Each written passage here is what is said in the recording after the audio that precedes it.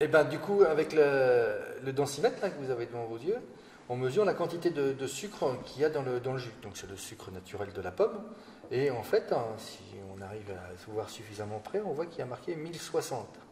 Ouais. Hein, sur la graduation, ça veut dire que ça contient 60 grammes de sucre par litre. C'est beaucoup. Oui, c'est beaucoup plus que les autres années. Les autres années, on est aux environs de 1050, 1053 à peu près hein, de moyenne. Et donc, ça veut dire qu'il y a 7 grammes de sucre par litre. Donc, c'est un bon gage de qualité pour le cidre qui va venir, puisqu'il y aura un peu plus de sucre. Le sucre aussi est le précurseur des arômes du cidre. Et donc, plus il y a de précurseurs, plus on aura des arômes qui seront riches.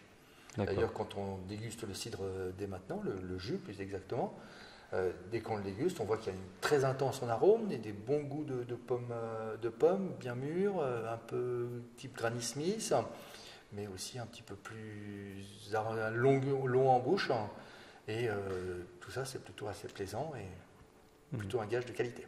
D'accord, donc ça présage que du bon pour le cidre qui vient. Voilà, ça présage que du bon et on espère une année record en qualité pour cette année 2018. Et tout ça, c'est lié aux conditions météo.